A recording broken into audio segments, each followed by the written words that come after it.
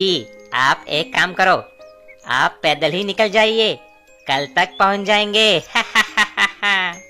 उसकी बातों को सुनकर भूपिंदर ने ऐसा बोला। स्वामी जी, मेरे बैम्बू ऑटो में चढ़िए, मैं आपको वहाँ पर छोड़ देता हूँ। वैसे भी कोई भी यात्री इस पर अभी तक नहीं चढ़े। क्या अभी तक एक भी यात्री नहीं चढ़े?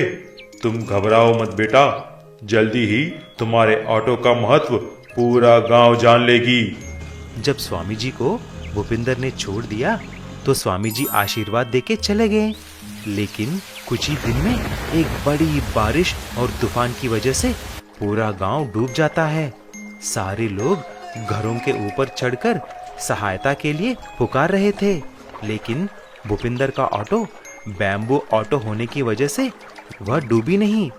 तुरंत भूपिंदर और सुरेंद्र ऑटो में जाकर सारे लोगों को एक एक करके सबको सुरक्षित जगह पहुंचा देते हैं। ऐसा बच्चों को और बुजुर्गों को भी बचा लेते हैं। दोनों की सहायता के लिए सारे लोग धन्यवाद बोलते हैं।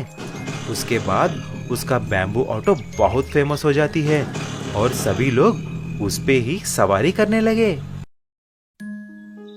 गरीब और अमीर बच्चों का खिलौना घर। चांदपुर गांव में मनोज नाम का एक किसान रहता था।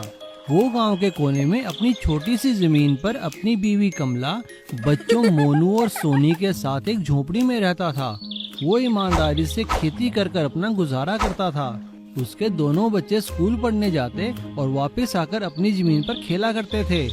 वे खुशी खुशी अपना जीवन व्यतीत कर रहे थे। अरे, आप आ गए खेत से? चलिए हाथ मुंह धोकर खाना खा लीजिए। बच्चों, तुम भी आ जाओ, चलो सब साथ में खाना खाते हैं। हाँ माँ, हम अभी हाथ धोकर आते हैं। लेकिन उनकी खुशियों को तब नजर लग गई जब पास ही पड़ी खाली जमीन पर लखन नामक एक रईस आदमी ने अपना घर बनाया। लखन बहुत पैसे वाला आदमी था, लेकिन वो सारा पैसा उसने गलत धंधे करके कमाया था। लखन का परिवार भी वहीं रहता था। उसके बच्चे लीना और चिंटू बहुत शैतान थे। एक दिन जब मोना और सोनी अपने लकड़ी के मकान से खेल रहे थे तो लीना और चिंटू ने उनका बहुत मजाक उड़ाया। अरे, तुम इस लकड़ी की झोपड़ी से क्या खेल रहे हो? हमारा घर देखा है, कितना अच्छा है। तुम्हें इससे क्या लेना देना? जाओ, हमें तंग मत करो।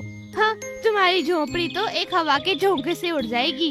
लीना और चिंटू जाकर मोना और सोनी की झोपड़ी तोड़ देते हैं और जोर जोर से हंसने लगते हैं। मोना और सोनी अपना सा मुंह लेकर